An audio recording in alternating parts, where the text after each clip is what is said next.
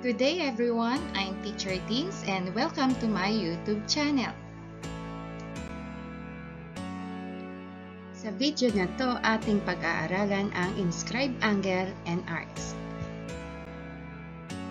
Ating munang pag-aralan ang kahulugan ng inscribed angle at intercepted arc. So, ang inscribed angle, it is an angle whose vertex is on a circle and whose sides contain chords of the circle. While the intercepted arc that lies in the interior of an inscribed angle and has endpoints on the angle is called the intercepted arc of the angle. Ito yung figure na gagamitin natin para maipaliwanag mabuti ang inscribed angle at saka ang intercepted arc.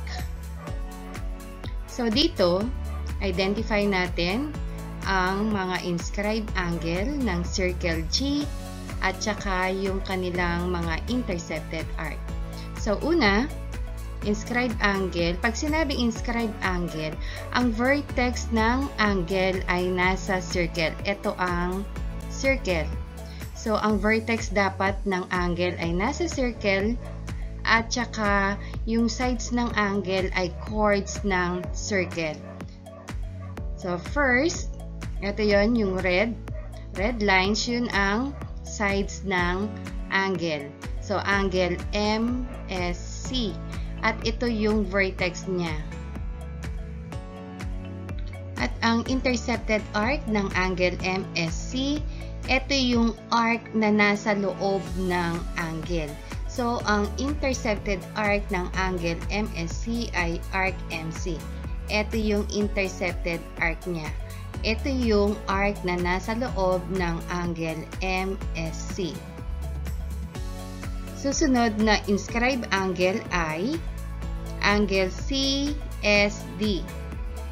So, line segment CS and line segment DS ang sides ng angle at ang vertex niya ito. Itong point na to ay ang vertex ng angle or inscribed angle. And ang intercepted arc niya ay itong arc na to. So, ang tawag sa kanya ay arc CD. Next, inscribed angle. So, we have angle MSD. So, ang sides ng angle ay line segment MS and line segment DS. Ang vertex ng angle MSD ay S. And then, ang intercepted arc niya ay yung arc na nasa loob ng inscribed angle ay arc MD. Ito yung arc MD. Susunod na pag-aaralan natin ay ang mga theorems ng inscribed angles. Ang unang theorem, if an angle is inscribed in a circle, then the measure of the angle equals 1/2 the measure of its intercepted arc, or the measure of the intercepted arc is twice the measure of the inscribed angle. So example, eto meron tayong circle dito. And then, ang inscribed angle na nasa circle ay angle ACT. Ito yung sides ng angle, line segment AC and line segment CT. At saka yung vertex niya ay point C. Ang sabi sa theorem, ang measure daw ng angle na to ay kalahati ng measure ng intercepted arc niya. Or, kapag binigay naman yung measure ng arc, so, ang gagawin lang para mahanap yung measure ng angle, i-divide lang natin by 2 yung measure ng arc. Kapag ang given naman ay yung angle ACT, para makuha yung measure ng arc, ang gagawin lang natin, i-multiply natin by 2 yung measure ng angle. So, example, if the measure of arc AT is 120 degrees, find the measure of angle ACT. Kapag ang measure daw ng arc AT ay 120 degrees, ano ang measure ng angle na to? So, solution, applying the first theorem on inscribed angle, sabi niya, the measure of angle ACT is equal to 1/2 the measure of arc AT. Kapag ang measure nitong arc AT na to ay 120 degrees, ayan, papalitan lang natin yung measure of arc AT sa 120 degrees kasi yun yung value niya sa given. Pagkatapos ay isasolve na natin, kukunin natin yung kalahati ng 120 degrees at ang kalahati niya ay 60 degrees. So, ang measure ni angle ACT ay 60 degrees. Another example, in the figure below, line segment CE and line segment LA are diameters of circle N. Ang diameters ng circle N ay line segment CE. Ito yung line segment CE at saka line segment LA. Dalawa ang diameters ng circle N. And then, ito yung given. If the measure of arc LE, ito yung arc LE, so measure daw niya ay 124 degrees. Hahanapin natin ang measure ng angle LCE, etong red lines, angle LCE. Hahanapin natin ang value niya kapag ang given ay ang measure ng arc LE na 124 degrees. So, solution natin, measure of angle LCE is equal to 1/2 the measure of arc LE. Apply lang natin yung first theorem. Hahatiin lang natin yung arc para makuha yung measure ng angle.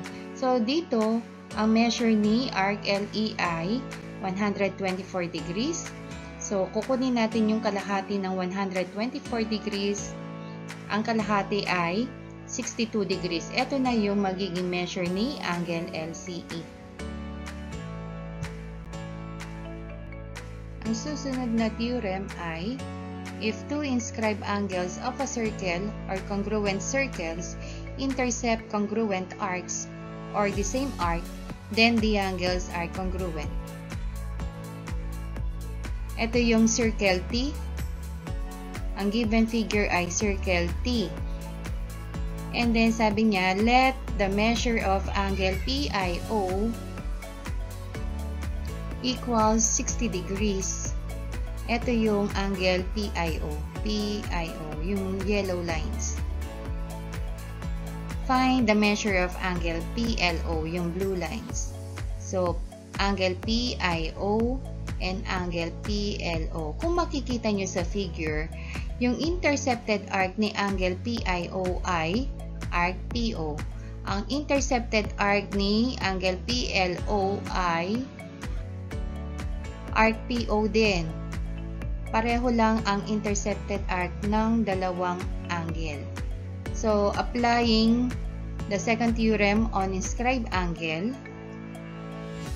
masasabi natin na ang measure ni angle PLO ay equal sa measure ni angle PIO dahil iisa lang ang intercepted arc nila. So, ibig sabihin, papalitan lang natin to yung measure ni angle PIO na 60 degrees yun ay given. So, the measure of angle PLO is also equal to 60 degrees. Another example, in the figure below, line segment CE and line segment LA are diameters of circle N. So, if the measure of angle CLA is 65 degrees, ito yung angle CLA, yung blue lines, angle CLA is equal to 65 degrees. Find the measure of angle CEA. So, angle CEA. Makikita nyo dito, yung intercepted arc ni angle CLA ay arc AC. Ang intercepted arc ni angle CEA ay arc CA. Pareho lang ang kanilang intercepted arc. So, masasabi natin yan na ang measure ni angle CEA, yung red lines, ay equal sa measure ni angle CLA. Applying the second theorem on inscribed angle. So, kapag ang measure ni angle CLA ay 65 degrees, ibig sabihin, ang measure ni angle CEA ay 65 degrees din. Ang ikatlong theorem, if an inscribed angle of a circle intercepts a semicircle, then the angle is a right angle. So, ito yung figure natin. We have circle O. So, this is circle O. And then, so given tayo, arc NSC, ito yung arc NSC ay semicircle. And then, ang given angle ay angle NTE. So, find the measure of angle NTE. Ano daw measure ng angle na to? Applying the third theorem, sabi niya, if an inscribed angle of a circle intercepts a semicircle, then the angle is a right angle. Ang intercepted arc ni angle NTE ay arc NSE na semicircle. So, applying the third theorem on inscribed angle, ayan, so we have the measure of angle NTE is equal to a right angle. Ito yung sinasabi niya. Kasi, ang intercepted arc ni angle NTE ay semicircle.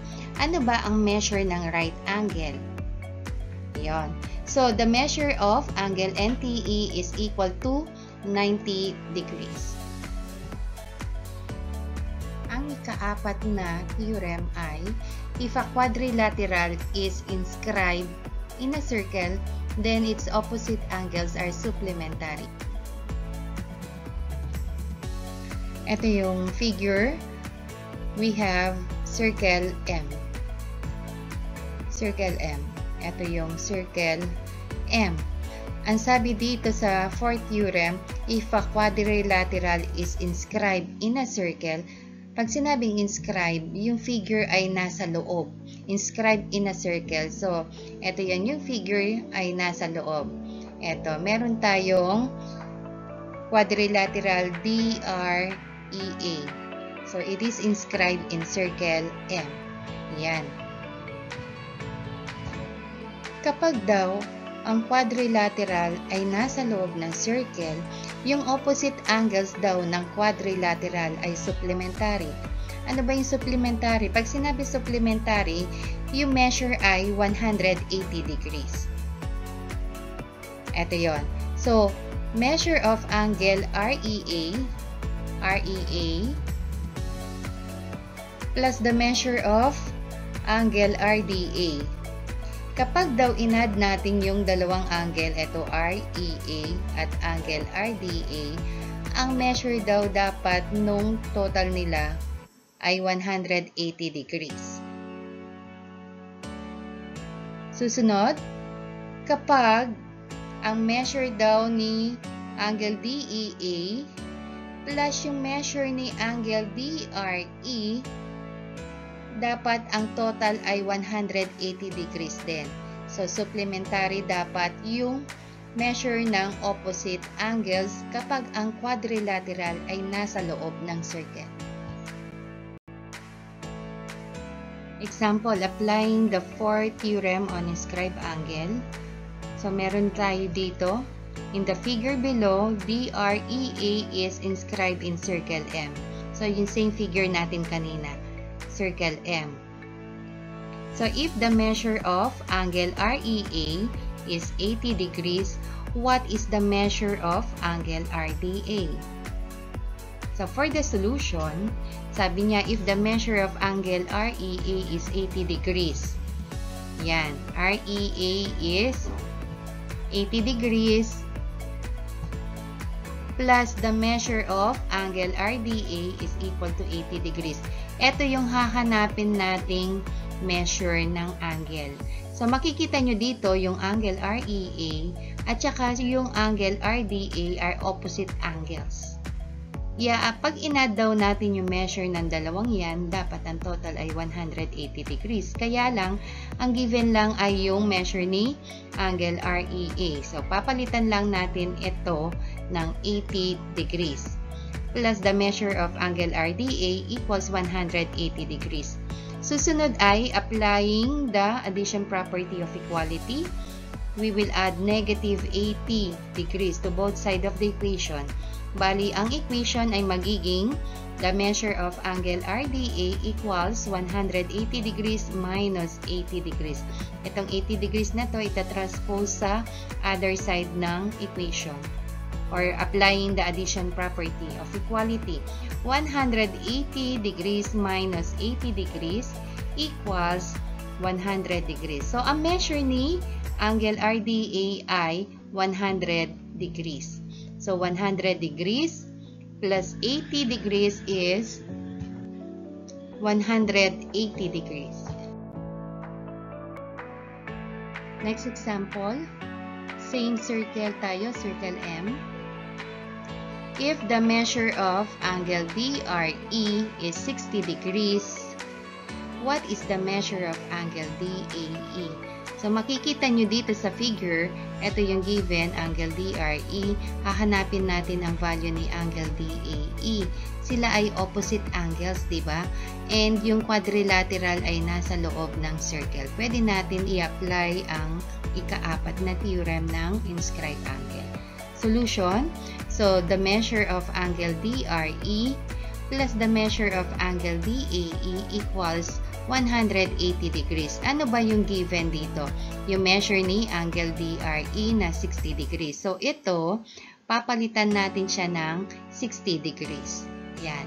So, meron na tayong equation na 60 degrees plus the measure of angle DAE equals 180 degrees. Susunod ay, gagamitin natin or i-apply natin ang addition property of equality. Mag-a-add tayo ng negative 60 degrees sa left at right side ng equation. And then simplify natin, magkakaroon tayo ng equation na the measure of angle DAE equals 180 degrees minus 60 degrees. And then, simplify lang natin to, 180 degrees minus 60 degrees equals 120 degrees. So, ang measure ni angle DAE ay 120 degrees. Thank you for watching. Please don't forget to like, share, and subscribe.